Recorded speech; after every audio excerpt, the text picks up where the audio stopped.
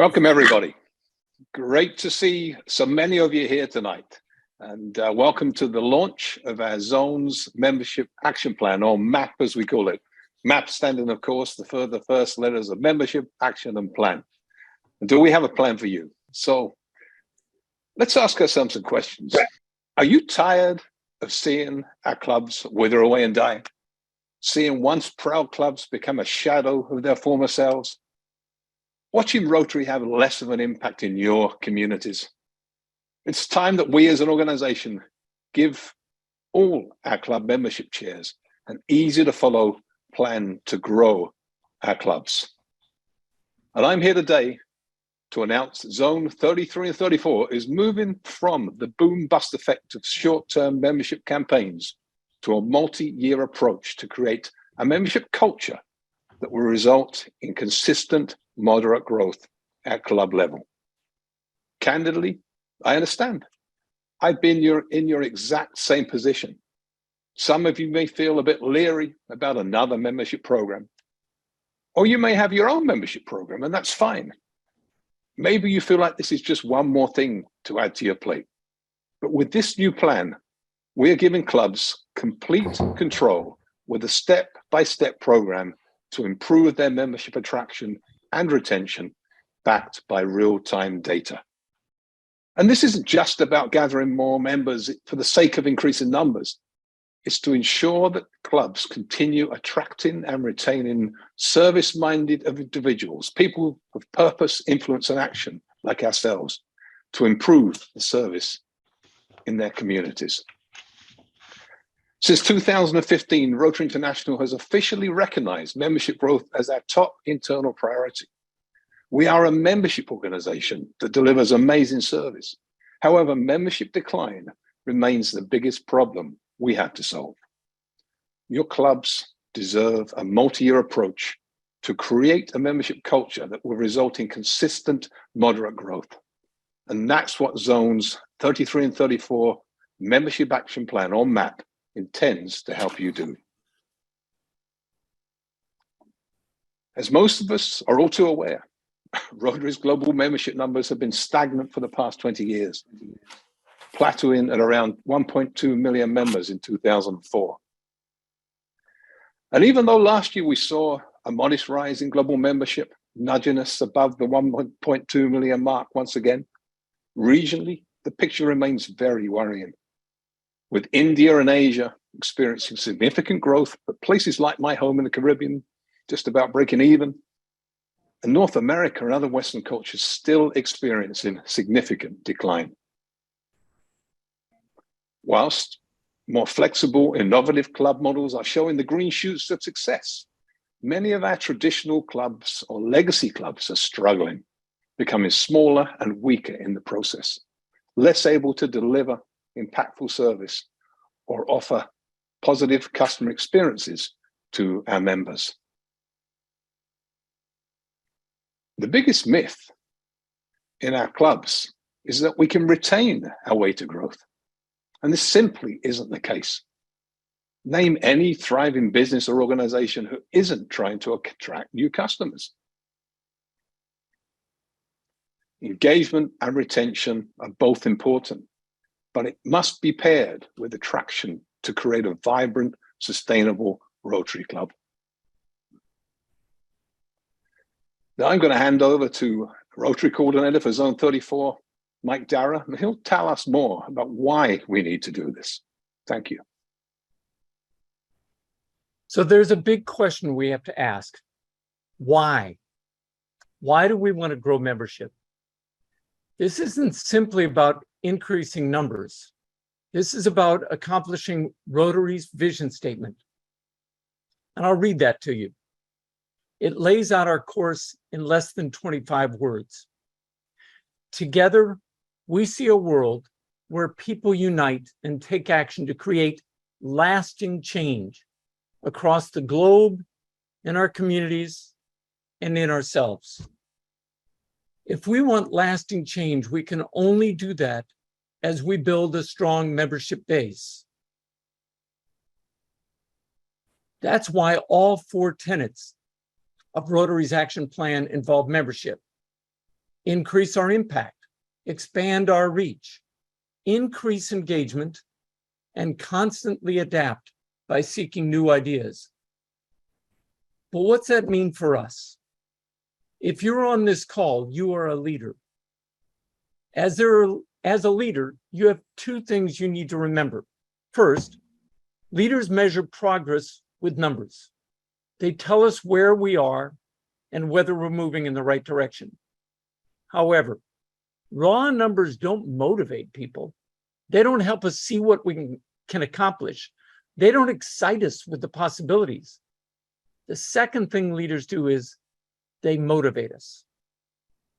They capture our hearts so that we find others to help us make that lasting change and to grow our impact. They help us see that as we grow more, we can do more, we can serve more, we can raise more money for projects, we can build a bigger network of friends, and we can ensure our club's future with a larger group of leaders. Grow more, do more. Grow your impact. These are the sorts of messages we need to use when we talk about membership. Lose the old terms about an obligation to bring a new member. That makes a visitor to a club feel like they're only a number, or at best, a dues payer. As leaders, we need to help people see that they and the people they bring to Rotary are helping to build an outstanding organization that does incredible things. But as I said, we as leaders do need to have goals, and we need to understand how to determine whether we're succeeding and whether we're failing, and where we're succeeding and failing. To cover that, I turn to our Rotary coordinator for Zone 33, Terry Weaver.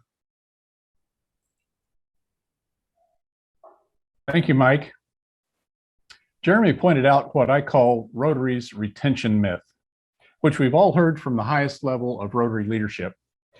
It goes like this. We're pretty good at attracting people. We're just not so good at keeping them. We have a retention problem. And you've probably bought off on that, particularly if you looked at only the top level of data, where we see, obviously, and truly, we attract about 150,000 members a year on average and lose about 170,000. But the problem with large numbers like that, it obscures what's really happening when you get down to the level of detail where the organization works, in our case, the Rotary Club. And this myth is so pervasive. I saw this on a 20-foot tall screen at the Rotary Convention in Hamburg. And the lady on the podium believed it as well. The trouble is, I've spent about 5 years rolling around in the membership data of about 1,700 Rotary clubs. And folks, when you get down to the club level, you can find no evidence to support that statement. The fact is that many of our Rotary clubs are really good at keeping members, and some of those same clubs are just awful. Now, here's a tip for you. The best way to minimize attrition in your Rotary club is never ask anybody to join. I'll say that again. The best way to minimize attrition is never ask anybody to join. Obviously not a success principle. Obviously not a success principle, but it would appear that we have tens of thousands of Rotary clubs where that's been the strategy. So I believe this mistaken narrative has misdirected clubs into thinking that the only thing we need to worry about is retaining members. Now, that's important. Every member we keep is a member we don't have to replace. But this retention thing is highly overrated as a growth strategy. I'll say that again. Retention is highly overrated as a growth strategy. You cannot retain your way from 20 to 25 members. Sooner or later, you have to invite somebody to join your club. So our goal is to change this narrative from one of retention is the only thing we have to worry about to consistent, moderate membership growth. So what do we mean by moderate membership growth? Well, it's something in the neighborhood of, say, 5 to 10%, something that doesn't disrupt things, doesn't cause the wheels to fall off, about a 5 to 10% growth rate. And when I'm not doing this, I have a little part-time practice coaching small businesses. And this is what I talk to small businesses about as well. If you don't have a growth strategy, you're shrinking, but it doesn't have to be flashy, 5 to 10%. So I hear these things from clubs, and you've heard them too. We're just the right size. All 49 of clubs in my district that I visited when I was governor thought they were just the right size, varying from 14 to 250. And that's the point of moderate membership growth. Clubs say, you know, we don't want to disrupt the intimacy and the camaraderie of our club by getting big. Well, folks, growing from 40 to 42 members does not harm a Rotary Club. And then growing from 42 to 45 the next year doesn't harm the Rotary Club. And growing from 45 to 47 the next year doesn't harm a Rotary Club. In fact, it makes it stronger. That's so much better than the norm. Now, the norm is this, and as Yogi once said, you can observe a lot by watching. Observing all of these Rotary Clubs, I find the ones that are failing decline at an amazingly consistent rate of about 2 members a year. That's right. Rotary Clubs that are failing at membership typically decline at a rate of about 2 members a year, which must be right within the threshold of pain of a Rotary Club. That's just not enough to worry about. So, of course, it happens the next year, lather, rinse, repeat. And that's how you get from 40 members to 30 members in only 5 years. Here's the story. If you don't have a growth strategy, if your idea is let's just continue to break even, sometimes you fail. And people typically fall short of break even by 1 or 2 members a year. And if next year's strategy is break even, you can see where that path leads you. That's because attrition's real. Attrition is real, and that's the other thing I observed across 1,700 Rotary Clubs.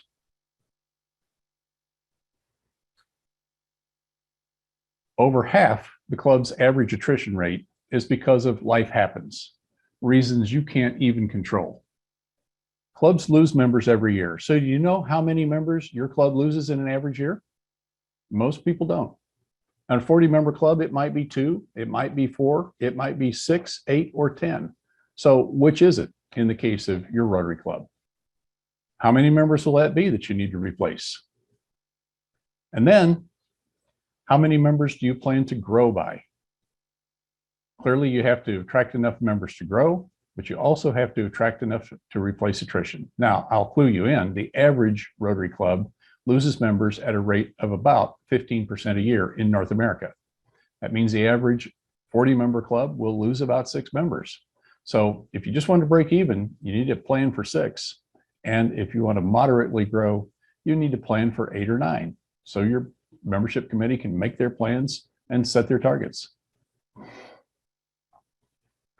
So you also need to know where you're starting from. What's your club's membership history? Has your club had a history of growing? If so, it's true that about 80% likely your club will continue to grow. Has your club, on the other hand, had a history of decline? Have you been failing at growing membership? In that particular case, sadly, there's about an 80% likelihood that that will continue as well. Or have you been holding your own about break even? And in that case, those clubs pretty much can go either way. So setting realistic goals requires realistic assessment of where you are and where you've come from. And that requires data that we have and data that we'll be providing you over the course of each of these monthly bite-sized broadcasts, where we'll bring you one more idea and one more strategy to propel your membership growth. So there are 3 parts of this. 3 elements of success: data-driven solutions, the idea that we need to know about our specific club situation in order to come up with the strategies to solve our membership problem, if we have one. I'll get to that in a minute. The second is breaking this down into bite-sized pieces that your club can get its teeth into and absorb on a month-to-month basis. We're not going to come at you with a whole bunch of things all at one time like a fire hose. We're going to break this down into parts month by month. That's why this broadcast will happen every month on the second Monday. And then we want to reward and recognize those people that are getting it done, those people that are accomplishing their membership growth strategies. So data-driven solutions have to do with understanding where we are, then using realistic goal setting, setting realistic goals based on realistic history of the club. And we'll be creating a database and building a website to provide you with that back-end data. So data-driven solutions address this question. This question was asked by a presenter at the Toronto convention from the platform. He asked, what is the PTS? What is the problem to solve? Is it that we're losing too many members? Is our attrition rate far above average or not? Is our attrition rate exemplary? You know, the fact is that I've observed also that there's a life happens level of attrition that happens in clubs. And it's over half of the average attrition rate of their average club. I'll say that again. The average club, half the members they lose are for reasons they can't control at all, reasons that are completely part of life happening to their members. Or are we not attracting enough members? Are we not recognizing that attrition is real, that there's an element of attrition we can't control at all, and we do our best to retain every member we can, but that's not going to get us to growth? Are we not attracting enough members to grow? Or is it both? In many cases, that's the case. Or is it neither? We have clubs in North America that do not have a membership growth problem. Clubs that have been growing. I've got a club in my district that's grown from 118 members to 180 members over a 15-year window. They don't have a membership problem, and not every club does. Of course, we need to know the difference. So keep in mind, attrition's real. People leave membership organizations. You can't keep every one of them. Life happens. Some of that you just can't control. But attrition rates vary widely between clubs. We have clubs that are really great at holding on to members, and Rotary's retention myth is not applying to them. Your club's attrition rate also is highly predictive. If you're looking at your own data, the number of members you lose in a typical year will probably continue unless something changes, unless something different happens. And of course, that's the idea of taking a look at data-driven solutions, understanding where you are and where you started from. Your attraction rate is also highly predictive. The number of members on average that you attract in a year will pretty much repeat itself if you work at membership at about the same level of effort. And we'll provide that data.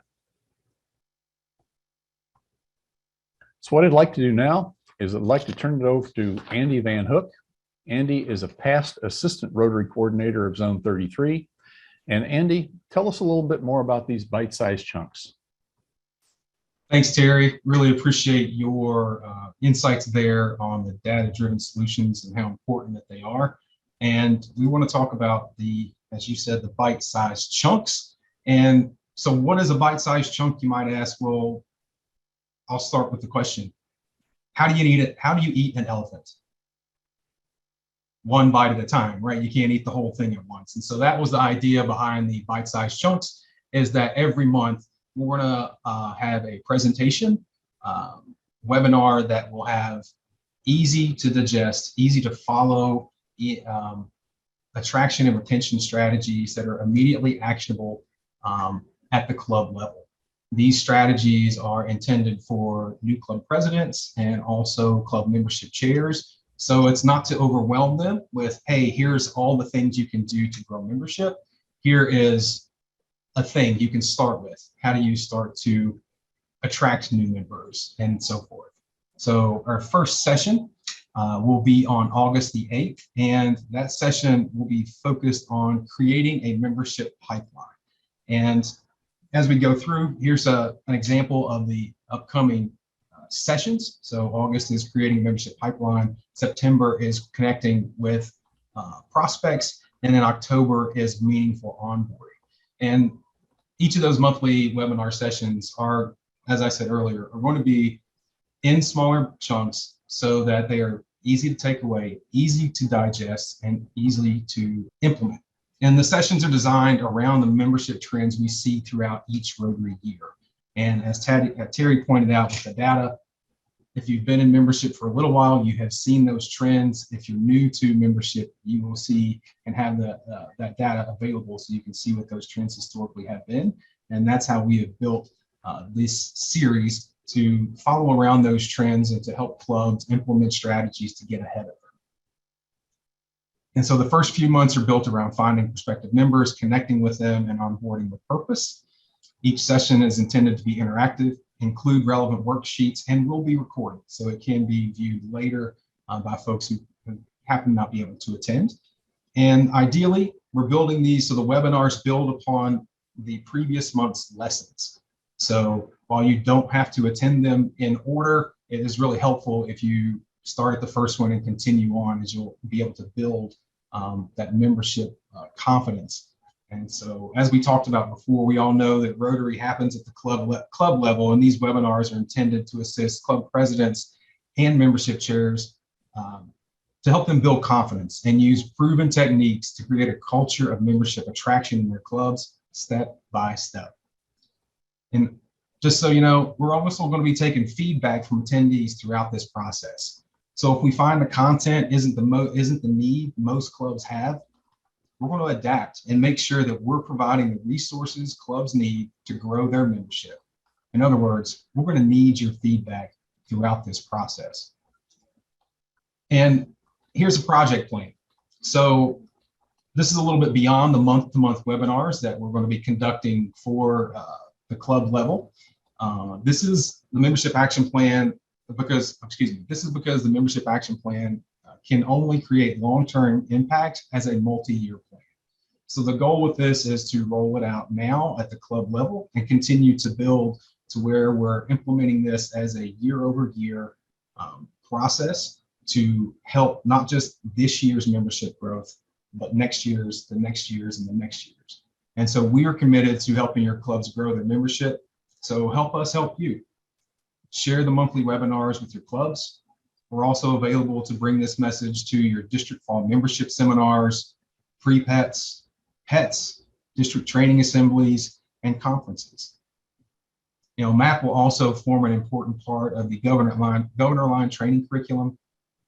And as I said, with the support of RI's membership development team, we'll be rolling out a membership action plan database and website during the first quarter of 2023. Our message to you is that we're available to share training on MAP to your district events. So reach out to your Rotary coordinator teams if you'd like to know more. Next up, I'm going to toss this over to my good friend, George Robertson Burnett.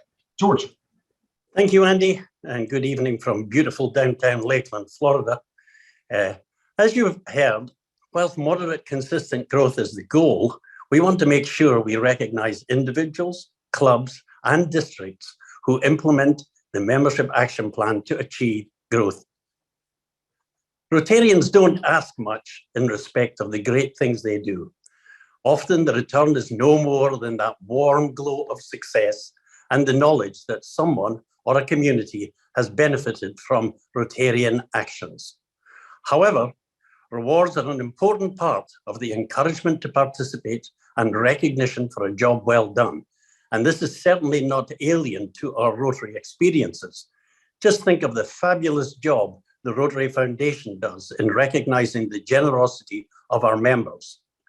And so the MAP team felt there needed to be similar awards for your generosity in giving your time and talents to grow Rotary. So the criteria for these particular club awards is summed up in these two words: participation and achievement. Each award has both of these components, and there are 3 levels dependent on the level of participation and also related to the level of achievement. At the end of the Rotary year, clubs who consistently participate in the program and grow net membership will be awarded at 3 levels: gold, silver, and bronze. So what level of participation and achievement is required for these awards? As you can see here, at every level, the club must complete the data-driven membership planning document. That's the online goal-setting worksheet, which each club will have available to them on the MAP plan website mentioned earlier in this rollout presentation. The different levels are then dependent on how many of the bite-sized chunks the club is represented at. And the last element, the achievement, is dependent on the growth being achieved and the level of that growth. So as you can see here, Bronze Builder Award, you have to complete 6 of the 11 bite-sized tasks, and the club has to grow. Silver needs 8 of the 11 bite-sized tasks, and the club has to grow by 3%, and that must be +3. The Gold Award, complete 10 of the 11 bite-sized chunks, and the club has to have grown by 5%, or at least 6. Now, please remember that the goal-setting worksheet for the MAP from the MAP website must be completed in all cases. So that is the basis of the club awards, which is the only award we are rolling out tonight. However, we realize that individuals and districts have a very large part to play in the overall plan. So please look out for further announcements regarding awards for the district growth, as well as individual awards related to the encouragement and achievement of membership growth. I'll be happy to answer any questions you may have at the end of this MAP presentation. But in the meantime, I would now like to pass this back to Director Jeremy for some next steps. Thank you so much, George. So what in fact are the next steps? Well, first of all, let's sign up for the August bite-sized chunk Create a Membership Pipeline webinar to be held on August the 8th at 5 p.m. Eastern Time. And just as importantly, we want you to promote the August webinar to membership champions in your clubs and districts, club presidents, membership chairs, and others who are passionate about growing membership. We need you to make this plan happen. So let's do this and grow together.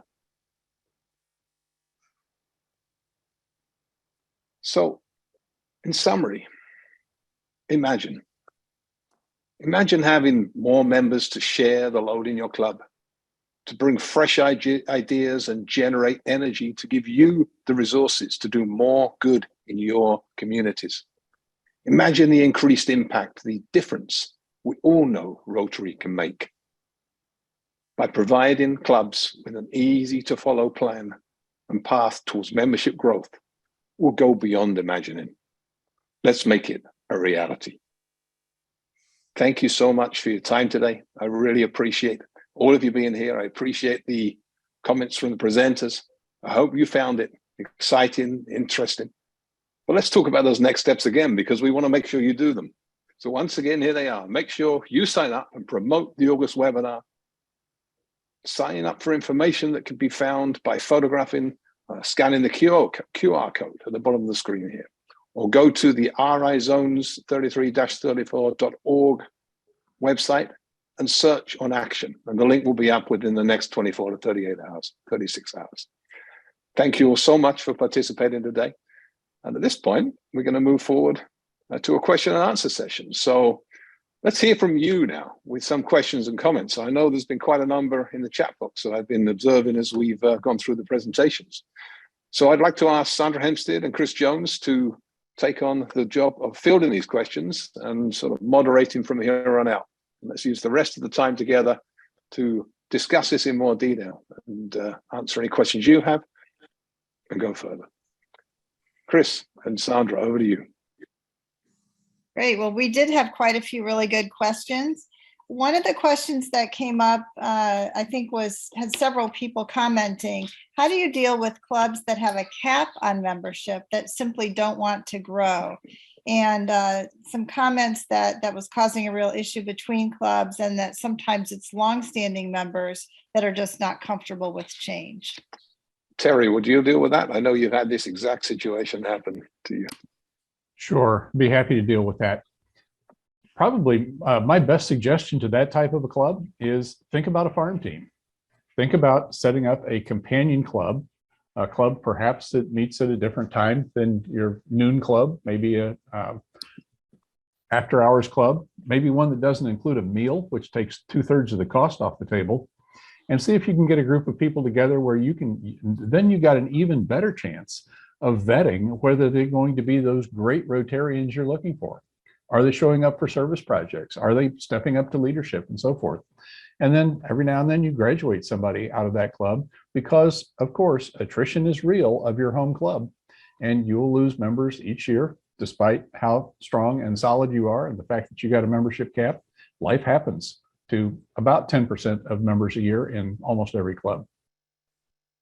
Yeah, the only comment I'd raise to that as well is that there are certain places in the world where attrition is very, very low. You look to Western Europe, Great Britain and Ireland. It's sort of analogous to these clubs that just want to stay as they are.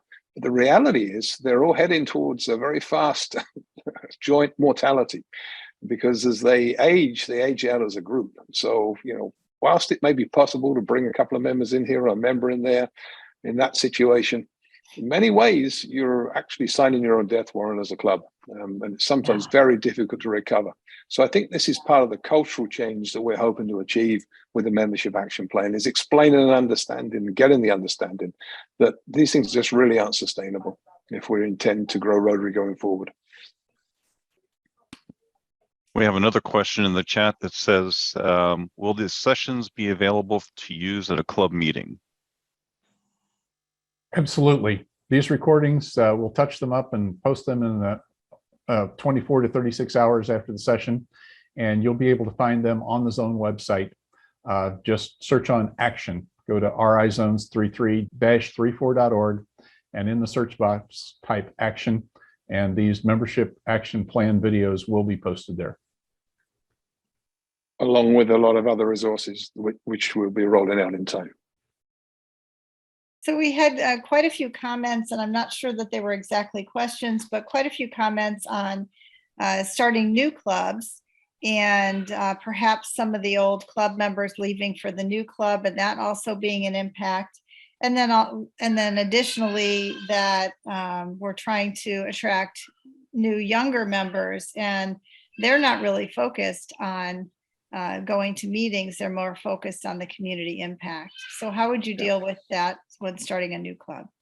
Yeah, let me just touch on very briefly the whole concept of impact clubs, innovative clubs. Absolutely, this plan is designed to support those clubs and those clubs happening. In fact, we see those green shoots of growth happening primarily with those innovative clubs. And a great model which has got RI's, Rotary International's attention right now, is indeed that impact club model, which is happening, which totally focuses, or almost totally focuses, on community service. This plan, however, is not just for them. It's also primarily focused on our legacy and our traditional clubs and the challenges that we have there. Now, if the club is doing well, we're not trying to fix it. We don't want you to throw the baby out with the bathwater. We're not into fixing something that ain't broke. But we're talking about here the clubs that are declining. That's who we're primarily focusing on, and also helping other clubs continuing to grow. So that's part of the question, I think, Sandra. We do have another question in the chat box, and that is regarding, there's a couple of things rolling around here regarding how do we approach members? Do we have an elevator speech? Will we plan to roll that into one of the bite-sized chunks? And then also, how do we deal with the new members with orientation to Rotary? What is Rotary? Personally, I've never found an elevator ride long enough for my elevator speech. So that's something we talk about a lot. But absolutely, I mean, that is exactly the sort of tips we see happening. Andy, maybe you can sort of talk a little bit more about the bite-sized chunks and how you see that sort of tying in with this sort of request, the simple things that people need. Yeah, I think that's a great opportunity for those who join in to share what they do, right? This isn't intended to be a one-way conversation with all the information coming down from the MAP team. This is intended for it to be a back and forth, and what works for me as an elevator pitch may not necessarily work for somebody else. And so we're going to have some of those tips that we've seen work as individuals, but also we'll be seeking some input from those who attend and say, hey, what's worked for you? And maybe that will work for somebody else. Yeah. I just want to reinforce that we very much see all of you as the stakeholders in this. This is we don't want this to be a top-down type process. We want you to opt in, you to tell us what you're looking for, and for us to be able to provide that. We see you as our customers, and we see us together in this journey. And it will be a journey, and clubs and districts are all very different. And we talked about earlier on, there was a community there where there was concern about having too many clubs. There'll be some communities that have too few clubs. And there'll be some clubs who are at various stages in their development, which are attractive to some people and not attractive to others. So we really understand that one size doesn't apply to all. And we're going to have to give you the resources so you can create a separate solution, individualized, tailored solution for each club in each district. And that's our goal, really, is to get you to become part of this process, us becoming part of this process, but to do it based upon data. And one of the things we haven't touched on, Terry talked about the Zone website, but we will have, this program will have its own website and database that enables us to give you the data you need really easily and in an interactive, intuitive format. A place where you can go and see exactly what's happening in your clubs, what the history has been, and help us use that data to plan where we should be going. I think we have a hand raised, Sandra. Yes, we do. And that's Darragh. Darragh, would you like to ask your question? Yes, thank you. I am a part of the Rotary here in Charlotte, North Carolina. And when I first got into one of the first workshops to learn about the history of Rotary and how it was founded and what Rotary was about and how it's transformed, it was founded, known as being founded by business owners and business professionals. And when we wanted to bring new members in or attract them in, and small business owners, what have you, or people that are representing other organizations, we are doing magnificent work around the world as a Rotary International, as an organization, how we are touching lives and initiatives that we take on through our new chairman and what have you. However, when we are talking about on the grassroots level of each club, it seems like it's getting away from showing the great benefit to those we're wanting to bring in who are business owners, who are representing businesses. How is it how is it benefiting their business? I know we have to feel good and do good as far as what we're doing around in communities all over the nation, but the individuals, when they come in representing their business or other businesses, we seem to be getting away from how it's beneficial to their business and the marketing of the business and their networking, to have them to want to stay and know that their business is really benefiting and being branded as well as from someone that's a giving business, but they're also able to network within the membership. And that seems like, as I've been around a while, getting away from that. Great story. Great wanna, question. Yeah, sorry. Gary has his hand up. Yeah. Somebody made this observation to me several years back, and actually we're a membership organization. That's why Paul Harris started this thing. He needed some friends.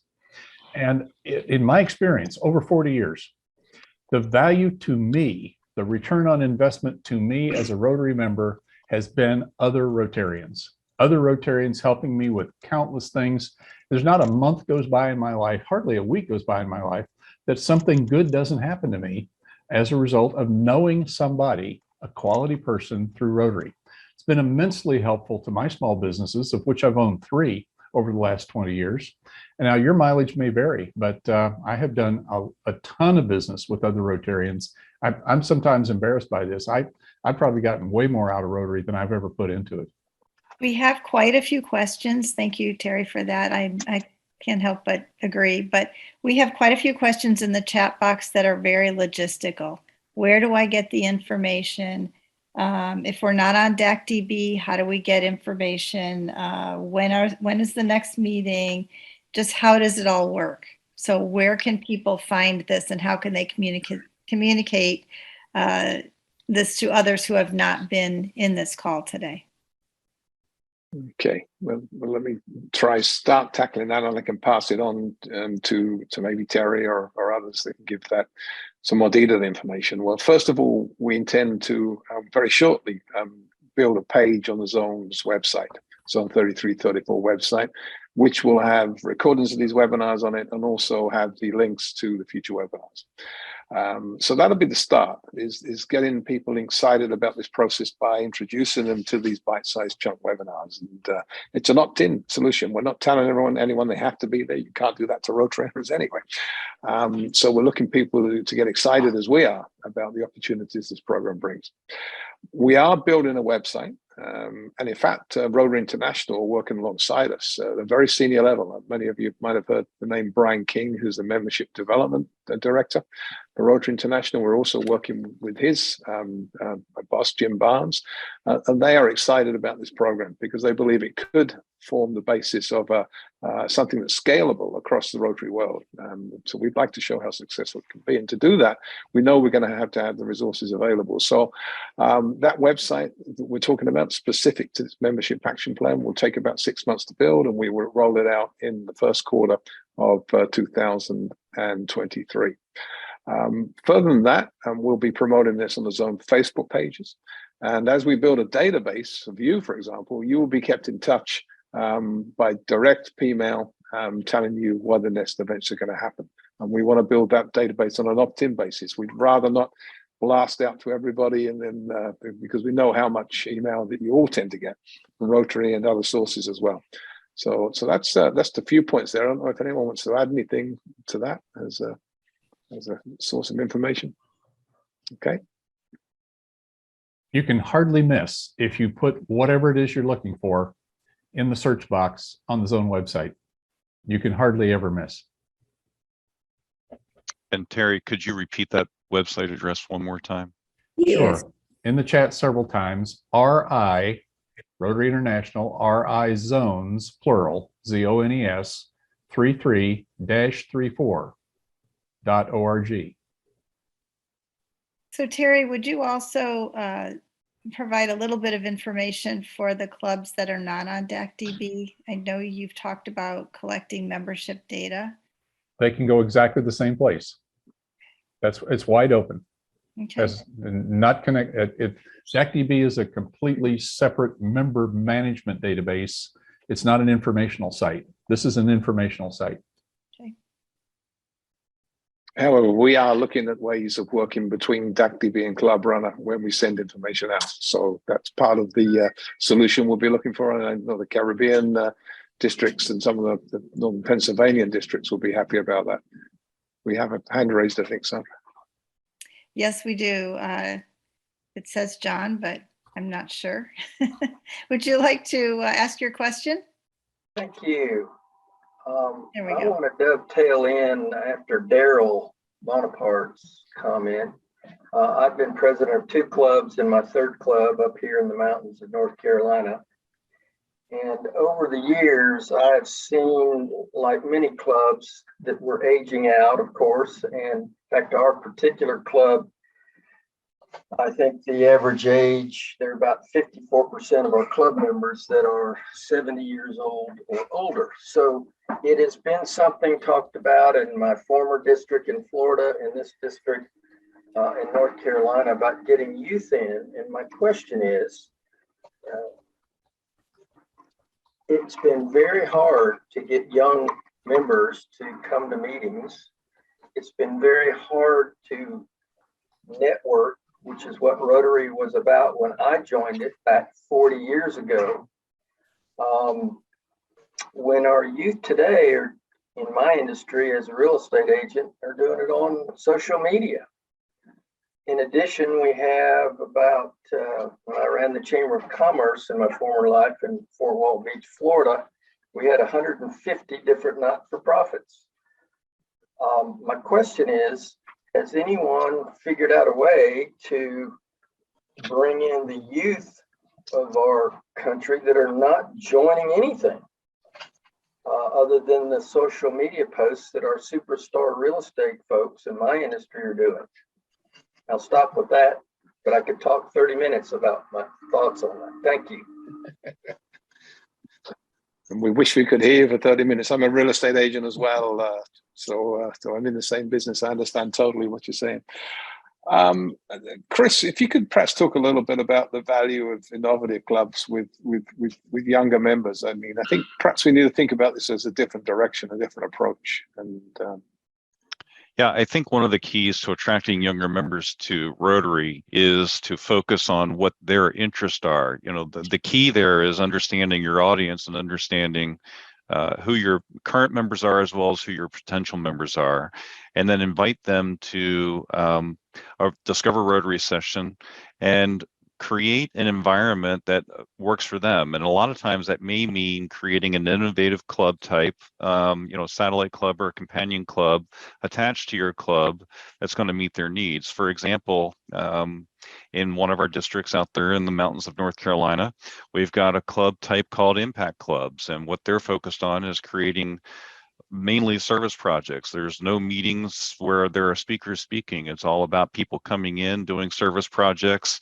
and completing those projects and then moving on to the rest of their life. And, a Rotary Club that is traditional and, traditionally meets with a speaker and so forth is great.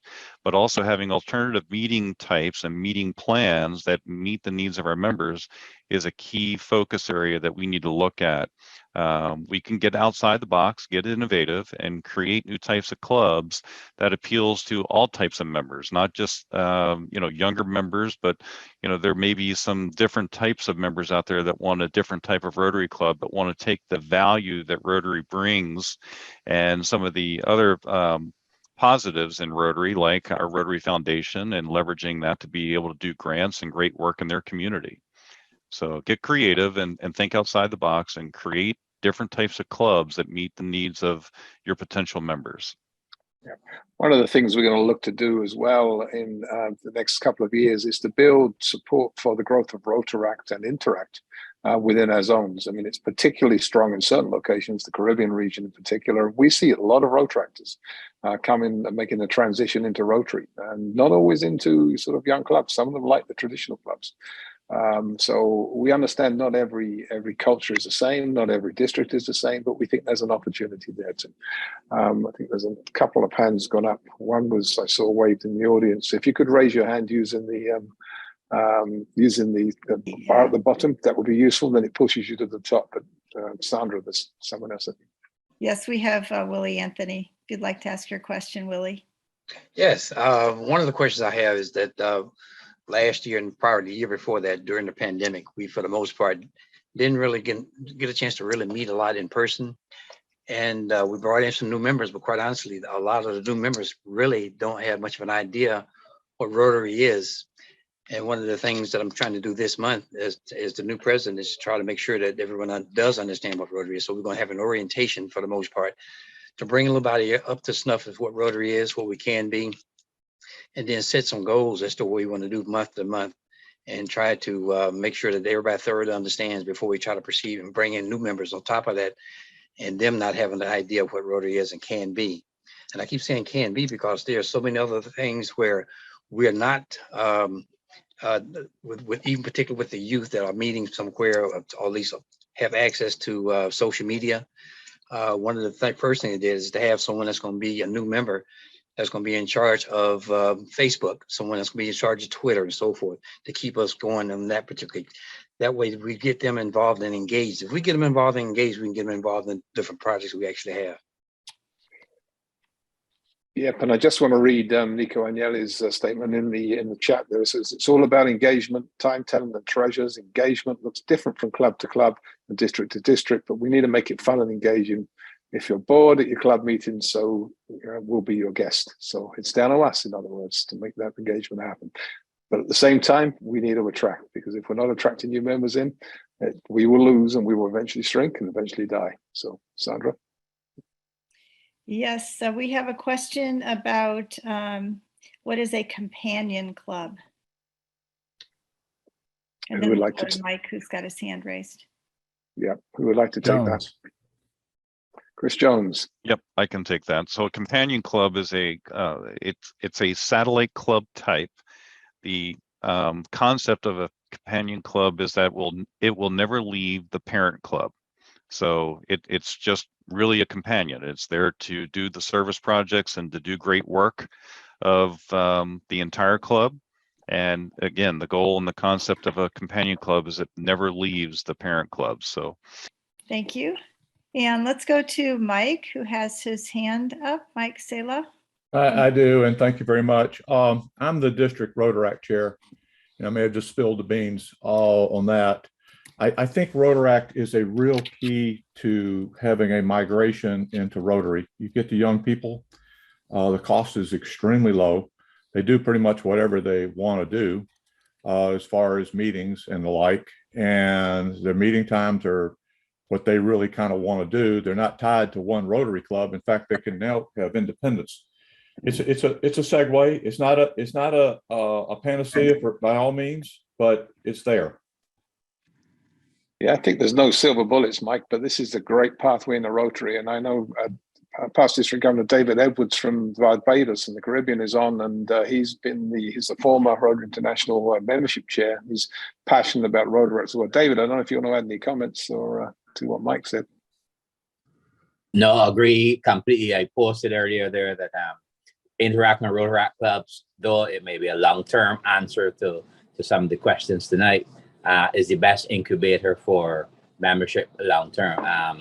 We have to put in the work with the Interact and Rotary Clubs to change that direction of the youth, and they actually have taught many of the older clubs how to run meetings to appeal to the current young members. So Rotary and Interact definitely support those programs. Mm-hmm. Thanks. I think we have another question. Dick has raised his hand. Yes. Hi, everybody. I've been in Rotary 23 years, over 48 years. Started in Portland, Oregon, in Hawaii, and now in North Carolina. A couple of things we have done, and I put it in the chat. We believe in the concept of KLT, and that's part of an elevator talk. Is we do business with people we know, like, and trust. And we've added 2 R's to it: respect and relationship. And, you know, the 4 reasons that people join Rotary is business, networking. Okay, do business with people in your Rotary Club and across the country. Fellowship. I mean, my best friends are in Rotary. We are a service organization. We are leadership.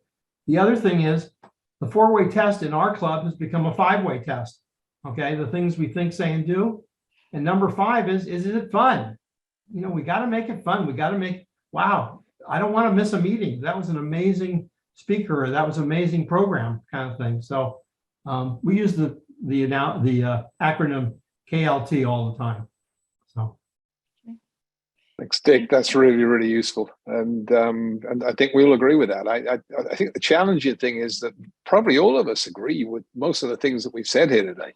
The challenging thing is we continue as a membership organization to see ourselves decline, and that is not a metric that I feel comfortable with. I think effectively, if you look at the room here, we're a room full of winners, and there's no reason why we shouldn't be able to turn this around, and we intend to make this plan be able to deliver that. So, Sandra, I don't know if we're, I think we're on the witching hour. I think we are, and I think if you could wrap it up with some ending comments. And someone just asked what KLT was. It was know people that you know, people that you like, and people that you trust is the KLT. Okay. Jeremy, would you like to wrap it up for us? I would, Sandra. I'd like to think we've started something here. I'd like to think each of you heard something today that, and maybe if you don't agree with every part of it, you've seen an opportunity to actually come and be with people that care about where Rotary is going. Growth is not everything all the time. You know, we can deliver amazing service, and we do deliver amazing service in our communities. But it really does come down to making sure that the user experiences, the customer experiences of our members are good ones. So that's all about engagement. But one thing we know for sure if we do not attract, if we do not bring in new members, we will eventually die. A little while ago, I had the opportunity to be at the formation of a new club virtually, the District 7030. It was a Rotary Club of Paramaribo in Suriname. And that club had another name to it. It was the Rotary Club Quota Paramaribo. When I looked up the word quota, why is quota involved in this? It turns out that Quota International was an organization like Rotary International, set up in, I think, 1917, not as large as Rotary, but very similar aims. The reason this club was transforming into a Rotary Club, because last year it hung up its gloves, it dissolved itself. Those quotarians became Rotarians. Quota International is now a footnote in history. I am absolutely determined, as I think you are, to make sure Rotary goes the opposite way from that. We need to be a vibrant organization, one that delivers service in a world that needs us more than ever. We have the opportunity to do that. We have the opportunity to give our clubs members a better experience, and we have the opportunity to grow. And we believe this is the first steps. We want you there on this journey with us. We want to listen to you. We want to hear you, and want you to make you part of the solution. This is all about you. This is all about our clubs. Rotary doesn't happen in the boardrooms of Rotary International. Doesn't even happen at zone level or even district level. It happens at club level. And that's where it's important. So I hope join with me, join with us, and make it happen. Lastly, you probably will have noticed some of us with screens in the background, with this gray background. I'd like to thank all those individuals who are here with those screens.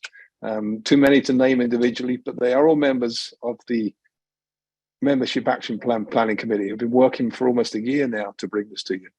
We want to grow this group because we can't do this by ourselves, and we want to grow it with you. So if you're passionate about membership, reach out to us, and we'll find a place for you as we drive this forward.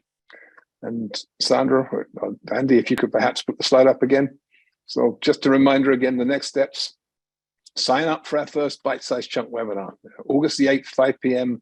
Eastern time, an hour earlier than this one. You can scan the code there to get it, or you can go onto our website, as you've heard. But more importantly, promote this webinar. Tell your presidents, your club membership chairs, your club champions, and other district leaders that this is a place where we can come together and make a real difference as we drive this plan forward. It's a multi-year plan. We're going to be running a marathon here, not a sprint.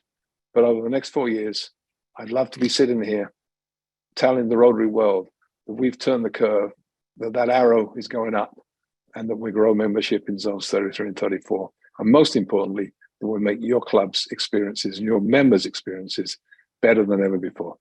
Thank you so much for being with us this evening. Have a wonderful weekend. We look forward to you joining us next month and talking about this in between time. Take care. Good night.